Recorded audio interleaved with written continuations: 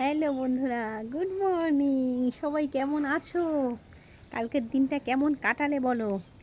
আজকে সপ্তমী, তাই শারদীয়ার সপ্তমীর শুভেচ্ছা জানাচ্ছি তোমাদের সবাইকে। আর সেই সঙ্গে অনেক অনেক ভালোবাসা। দেখো কত রোদ উঠে গেছে, এখন কিন্তু 6:45 বাজে। 6:45 বাজে, 6:45টার সময় এখন রোদে তাকানো যাচ্ছে না, মানে আমি তো তাকাতেই পাচ্ছি না, এত রোদ উঠেছে, আমি তাকাতেই পাচ্ছি না। দেখো চোখ আমার বন্ধ হয়ে আসছে রোদে, আমি একদম রোদটা সহ্য করতে পারি না। কাজেই সকাল সকাল শুভেচ্ছা জানিয়ে দিলাম। তোমাদের আজকের প্ল্যান কি? আজকে কে কোথায় ঘুরতে যাবে একটুখানি জানিও আমাকে, ঠিক আছে? আর যেটা বলেছিলাম যে তোমাদের চোখ দিয়ে এবার ঠাকুর দেখব, কারণ এবার আমার ঠাকুর দেখা হবে না।